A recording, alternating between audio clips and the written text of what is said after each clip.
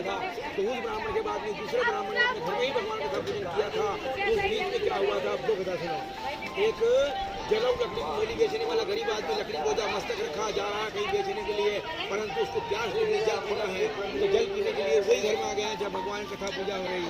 उसने भी पहली बार भगवान कथा देखी, पीने के लिए जल नहीं मांगा, बैठ गया, कथा सुनने लग गया, कथा आरती प्रसाद सब हो गया। उसके बाद भी कहने लगा कि महाराज बड़े भक्तिभाव से परिवार सहित ये सब क्या कर रहे हो और इसे करने से कौन से फल की प्राप्ति होती है। ब्राह्मण ने कहा, अरे लकड़हारे, ये अतुल तेज संपन्न चतुर्भुजाधारी भगवान विष्णु जी की कथा पूजा हो रही है और तू जो हमारे घर ये सुख शांति आनंद व्यवस्थाएं देख रहा है, ये सब कथा के प्रताप का ही तो फल है। प्रसन्न हो गया महाराज, बड़ी अच्छी बात है, मेरे को भी विधि विधान बताओ, जैसा आप कहेंगे वैसा मैं भगवान कथा पूजा करूंगा। ब्राह्मण लकड़हारे के प्रति भगवान सत्यनारायण की कथा पूजन सामग्री, अरे सारी महिमा का विस्तार पूर्वक वर्णन कर दिया। सुनकर के प्रसन्न हो गया, जल पानी किया, प्रसाद भेंट किया, लकड़ी बोझा मस्तक रखा और बेचने के लिए चल दिया।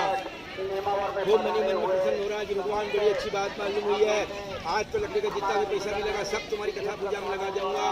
ऐसा चिंतन करता प्रसन्न होता है। ऐसे गांव में गया जहां पर बड़े बड़े धनी लोग रहते थे, ऐसी गरीब की भावना देखी, परमात्मा प्रसन्न हुए, उसको भी आशीर्वाद दे दिया। तो उसको जिसकी लकड़ी दुगना चौगुना मूल्य ज्यादा में बिक गई। लकड़हारा प्रसन्न हृदय भगवान कथा पूजन संपूर्ण सामग्री लिए घर आया, बंधु बांधव सहित ब्राह्मण बुलवाया, यथाशक्ति भगवान कथा पूजन किया, जिसके प्रभाव से वो दरिद्र लकड़हारा धन संपन्न हो गया। भगवान कथा पूजन को बड़ा विश्वास किया, जीवन भर भगवान कथा पूजन भजन करता, नाना प्रकार के सुखों का भोग भोगता हुआ अंत में वो भी भगवान के धाम को चलता चले गया। बोलो सत्यनारायण भगवान नर्मदा माई की।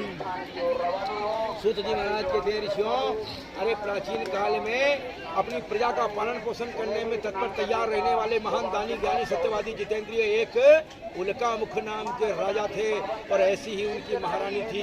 वे रोज तीरथ जाते थे, दान दक्षिणा देना, आशीर्वाद देना, ये उनका काम था। सर्व आनंद फिर भी नहीं संतान, तो संतान प्राप्ति की कामना लिए राजा परिवार सहित तीर्थ में भद्रशिला नदी के तीर पर गए और वहाँ जाकर भगवान कथा पूजा कर रहे हैं। उस बीच में क्या हो रहा है आपको कथा सुनो। एक नाव हीरा मोती धन दौलत बम भरी, दो मल्लाहों के साथ में साधु नामक व्यापारी, ये लोग कहीं व्यापार करने जा रहे हैं, परंतु वो राजा को कथा पूजन करते देख लिया तो आगे नहीं गया, नाव पास में आके खड़ी कर दी, आकर बैठ गया, कथा सुनने लग गया। कथा आरती प्रसाद सब हो गया। उसके बाद में वो भी पूछने लग गया कि महाराज बड़े भक्ति भाव से परिवार सहित यहाँ तीर्थ में आए हो और ये सब क्या कर रहे हो और क्यों कर रहे हो। राजा ने कहा, देखो व्यापारी, हम लोग तो भी संतान है और संतान प्राप्ति की कामना लिए मैं अपने परिवार सहित तीर्थ में आया हूँ और भगवान श्री हरिनारायण सत्यनारायण जी का कथा पूजन कर रहा हूँ। ऐसा सुना तो प्रसन्न हो गया, कहने लग गया, महाराज बड़ी अच्छी बात है, धन्य घड़ी धन्य भाग है, आपकी तरह मैं भी नहीं संतान हूँ, मेरे को भी विधि विधान बताओ, जैसा आप कहोगे वैसा मैं भगवान कथा पूजा करूंगा।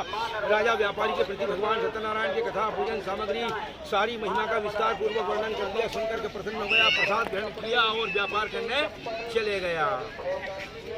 कुछ दिवस बीतने के पश्चात जब व्यापार से लौट करके घर आया तो संतान प्रदान करने वाले व्रत कथा पूजन की महिमा का वर्णन उसने उसकी सती साध्वी लीलावती नाम की भार्या को सब बता दिया और कह दिया कि जब हमको भगवान संतान देंगे तब हम उनकी कथा पूजा अवश्य करेंगे।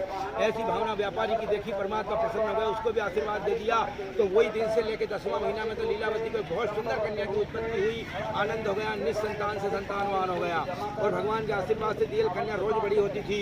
जैसे शुक्ल पक्षी में चंद्रमा रोज अपनी कला बढ़ाते हैं तो चंद्रमा के समान बढ़ती हुई कन्या को देखी तो सेठ ने उसका नाम कलावती रख दिया। फिर कुछ दिवस बीतने के पश्चात लीलावती ने कहा कि स्वामी, आपने भगवान से संतान मांगी, भगवान ने संतान तो दे दी, परंतु आपने संकल्प किया था कथा पूजा का, उसकी तो आप बात ही नहीं कर रहे हैं, वो काम कब करोगे। तो वो धन का लालची व्यापार में ज्यादा ध्यान रखता था, कहने लगा, प्रिया चिंता करने की कोई बात नहीं, महान कोई बोली नहीं होती, अब तो कलावती के ब्याह में भगवान की कथा पूजा कर देंगे। ऐसा कह सुन करके वो तो फिर व्यापार करने चले गया।